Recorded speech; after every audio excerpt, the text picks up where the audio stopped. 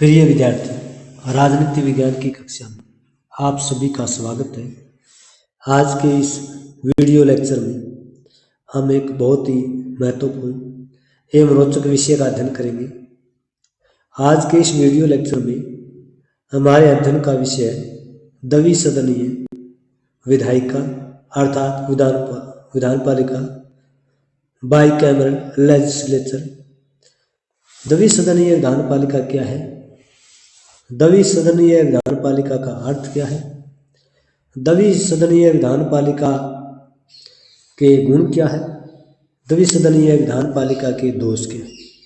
तो सबसे पहले द्विसदनीय विधानपालिका के बारे में जानेंगे कि द्विसदनीय विधानपालिका क्या अर्थ है। जिस देश की विधानपालिका में दो सदन होते हैं, उस देश की, उस राज्य की, उस प्रांत की विधानपालिका को द्विसदनीय विधानपालिका कहते हैं। द्विसदनीय विधानपालिका में दो सदन होते हैं, उच्च सदन और निम्न सदन, या प्रथम सदन एवं दूसरा सदन। जैसे भारत में दो सदन है, लोकसभा और राज्यसभा। राज्यसभा उच्च सदन है और लोकसभा निम्न सदन है। लोकसभा भारत की जनता को, भारत के मतदाताओं को रिप्रेजेंट करता है, जबकि राज्यसभा भारत के राज्यों को, प्रांतों को रिप्रेजेंट करता है। इंग्लैंड में भी दो सदन है, कॉमन सदन और House of Lords. House of Lord उच्च सदन है जो वहाँ के भूपतियों को, कुलीन परिवारों को रिप्रेजेंट करता है, जबकि वहाँ का कॉमन सदन वहाँ के वोटर को रिप्रेजेंट करता है, आम जनता को रिप्रेजेंट करता है। इसी तरह अमेरिका में भी दो सदन है, सीनेट उच्च सदन और प्रतिनिधि सदन निम्न सदन है। द्विसदनीय विधानपालिका किसी भी लोकतांत्रिक देश के लिए बहुत ज़्यादा लाभदायक है, क्योंकि इसमें हर प्रकार के विधेयक का गहराई से चिंतन मनन होता है, विश्लेषण होता है। उसके बाद ही कोई विधेयक कानून का रूप धारण करता है। द्विसदनीय विधानपालिका के कुछ गुण भी हैं और इसके साथ साथ दोष भी हैं। सबसे पहले दो सदनों वाली विधानपालिका के गुणों का अध्ययन करेंगे कि इसकी विशेषताएं क्या है, इसके लक्षण क्या है, इसका लाभ क्या है, इसमें क्या क्या गुण है, किसी भी देश की शासन व्यवस्था से इसको क्या फायदा पहुंचता है। तो सबसे पहला गुण है कि कानून की उचित समीक्षा, यानी द्विसदनीय विधानपालिका में दोनों सदनों से कोई विधेयक पारित होकर के उसके बाद राष्ट्रपति या देश का जो भी संवैधानिक अध्यक्ष है उसके पास जाता है। जब एक सदन के पास समय की कमी है, अनुभव की कमी है, तो दूसरा सदन उसका गहराई से अध्ययन करता है, विश्लेषण करता है, मंथन करता है। जैसे भारत में लोकसभा में प्राय जो है नए नौसिखिए होते हैं, नवीन व्यक्ति होते हैं जिनका ज़्यादा अनुभव नहीं होता, जिनका ज़्यादा ज्ञान नहीं होता राजनीतिक प्रक्रिया के बारे में। जबकि राज्यसभा में ज़्यादा उम्र के लोग होते हैं, हारे हुए राजनीतिज्ञ होते हैं, समाज के विभिन्न क्षेत्रों के विशेषज्ञ होते हैं और उनके पास समय की भी कमी नहीं रहती। इसलिए जितने भी विधेयक लोकसभा से पास होकर के राज्यसभा में जाते हैं, तो राज्यसभा में उनका गहराई से अध्ययन किया जाता है, उनमें टीका टिप्पणी की जाती है, सुझाव दिए जा सकते हैं, ताकि जनता के हित में, राष्ट्र के हित में ऐसे कानूनों का निर्माण हो सके। दूसरा महत्वपूर्ण जो मेरिट्स है एक दलीय एक सदनीय तानाशाही के होता है। यानी अगर हम देखें तो बाइकैमरल लेजिस्लेचर का एक बड़ा जो मेरिट्स है वो है कि एक सदन की तानाशाही होती है। जिस देश की विधायिका में एक सदन है, जैसे नेपाल है, फिनलैंड है, चाइना है, वहाँ पर उस सदन की कानूनों पर, विधेयकों पर पूरा का पूरा नियंत्रण रहता है। जनता की आवाज़ दब जाती है, अन्य संगठनों की आवाज़ दब जाती है। इसलिए दूसरे सदन की आवश्यकता बहुत जरूरी है, ताकि जनता के हित में, देश के हित में निर्णय का लिए जा सके और शक्तियों का किसी प्रकार से दुरुपयोग न हो सके। इसलिए जिस देश की विधायिका में दो सदन है, वहाँ शक्तियों का दुरुपयोग होने की संभावना कम रहती है।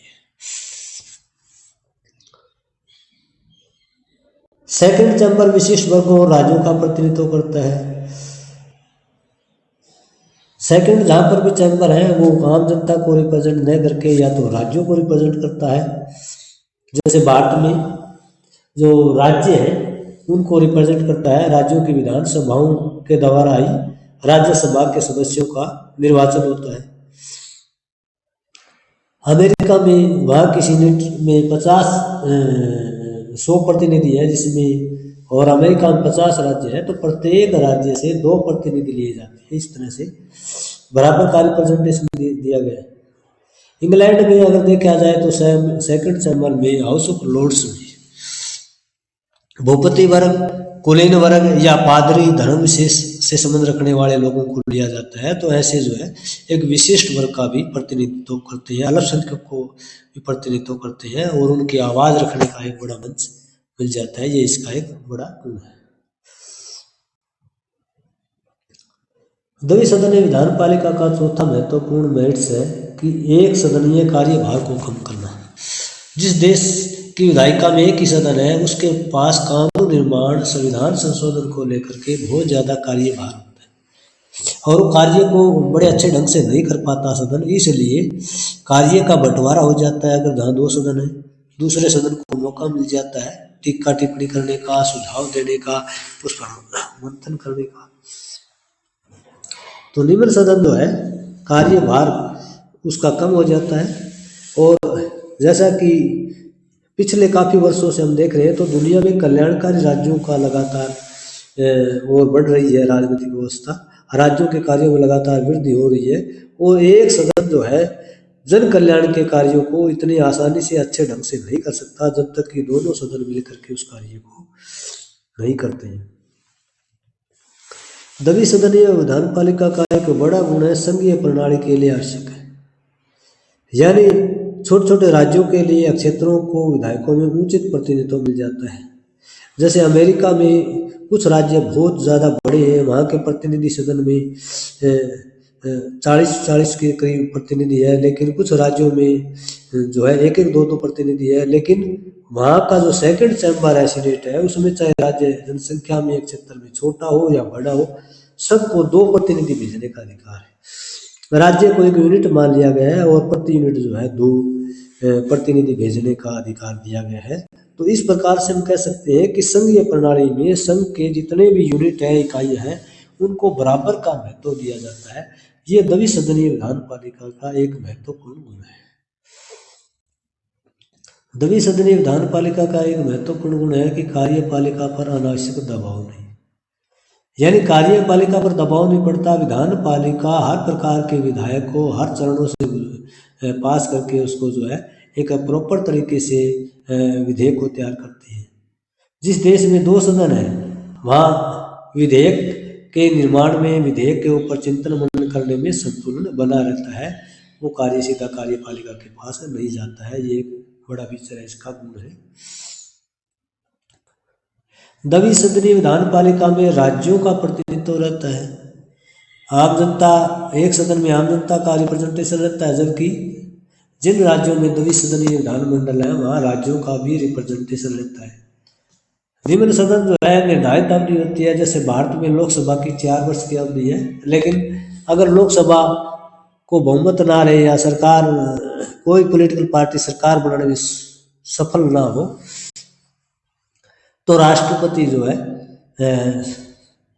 सदन के विघटन की घोषणा जारी करता है और नए चुनाव होते हैं। तो 5 वर्ष से पहले भी जो कार्यकाल है वो कम हो सकता है। जैसे भारत में लोकसभा के चुनाव 1996 में हुए, फिर 1998 में हुए, फिर 1999 में हुए, यानी 5 वर्ष जो है उससे कम भी सदन का टाइम होता है। तो उस समय जो है जनता के लिए दूसरा सदन एक प्रकार से जो स्थायी सदन है, जैसे भारत में राज्यसभा है जिसका कार्यकाल 6 वर्ष है और इसके 1/3 सदस्य हर 2 वर्ष बाद रिटायर हो जाते हैं।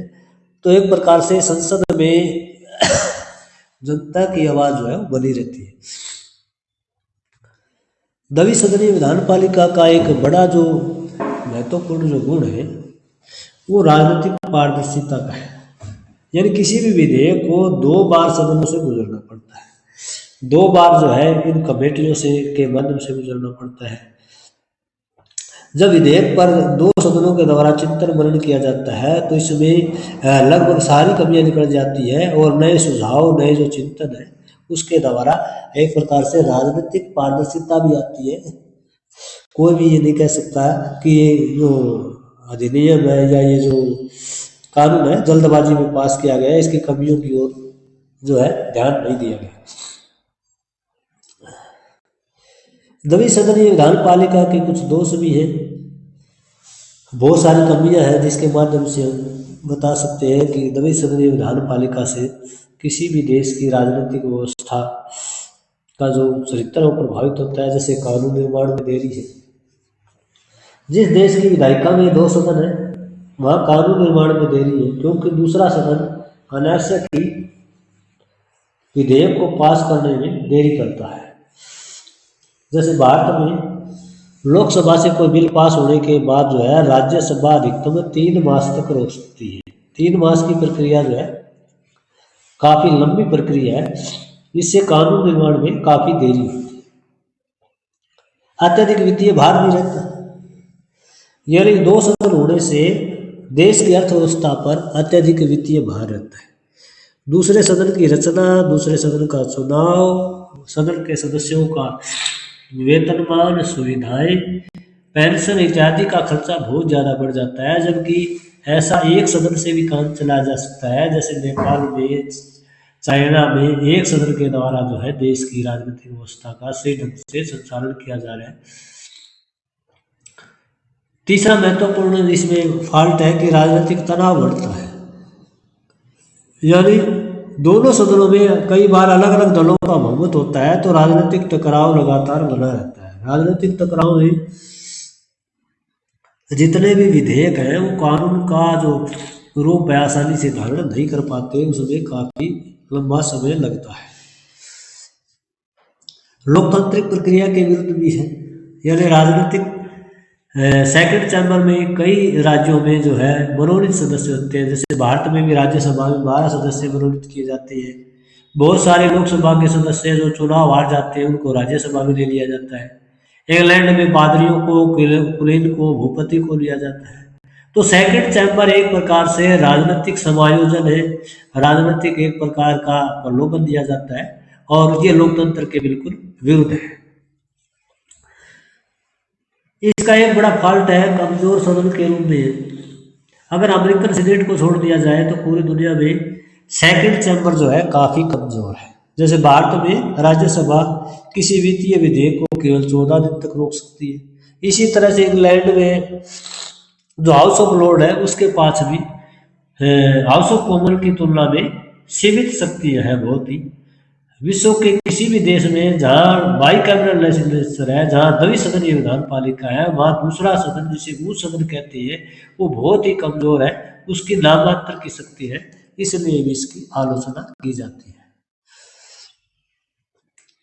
आम जनता का प्रतिनिधित्व, यानी विशिष्ट वर्गों का प्रतिनिधित्व संख्या राज्यसभा के दोगुने से अधिक है। जैसे कि हम कह सकते हैं कि भारत में लोकसभा के सदस्यों की संख्या 543 है, जबकि राज्यसभा के सदस्यों की संख्या जो है अधिकतम 250 हो सकती है। तो राज्यसभा की जो सदस्य संख्या है वो लोकसभा की सदस्य संख्या की तुलना में देखा जाए तो आधे से भी कम है।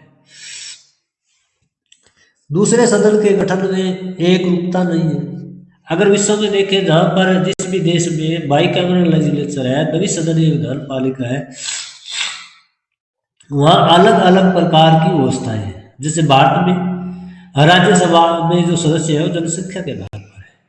उत्तर प्रदेश में राज्यसभा की 31 सीटें हैं, जबकि गोवा, मिजोरम, मेघालय इनमें एक सीटें हैं, यानी पूरी तरह से समान प्रतिनिधित्व राज्यों को नहीं दिया गया। इसी तरह इंग्लैंड में कुलीन वर्ग को, पादरी वर्ग को प्रतिनिधित्व दिया गया है। अमेरिका में जरूर जो है सेकंड चैम्बर में अलग से व्यवस्था दी गई है कि प्रत्येक राज्य को 2 प्रतिनिधि भेजने का अधिकार है। तो विश्व के जो बड़े लोकतांत्रिक राज्य है, प्रभावशाली राज्य है, उनमें सेकंड चैम्बर को लेकर के किसी प्रकार की राजनीतिक और वैधानिक एकरूपता नहीं है। तो सेकंड चैम्बर जिस भी देश के पॉलिटिकल सिस्टम में है वहाँ बहुत सारे फॉल्ट पाए जाते हैं। लेकिन अगर हम व्यवहारिक तौर पर अध्ययन करें तो सेकंड चैम्बर के बहुत सारे गुण हैं और अवगुण भी है। और हम कह सकते हैं कि द्विसदनीय विधान पालिका जो है उससे राजनीतिक व्यवस्था में संतुलित और व्यापक चिंतन होता है। यानी हर विधेयक का गहराई से चिंतन मनन किया जाता है, दोनों सदनों से ही कोई विधेयक पास होकर के कानून का रूप धारण करता है। लोकतंत्र को मजबूत करने में जो है द्विसदनीय विधान पालिका का बहुत बड़ा योगदान है, क्योंकि इसमें हर क्षेत्र को, हर वर्ग को पूरी तरह से राजनीतिक प्रतिनिधित्व प्राप्त होता है। संघीय प्रणाली के लिए लाभदायक है। जिस देश में संघीय प्रणाली है, पावर का डिस्ट्रीब्यूशन है, सेंटर और स्टेट्स के अंदर है, प्रोविंस के अंदर है, वहाँ सेंटर और प्रोविंस के बीच जो है पॉलिटिकल एडजस्टमेंट के लिए, राजनीतिक समन्वय के लिए द्विसदनीय विधान पालिका बहुत जरूरी है। हालांकि कुछ इसमें साइड इफेक्ट भी है, जैसे कि निर्णय निर्माण प्रक्रिया में देरी है।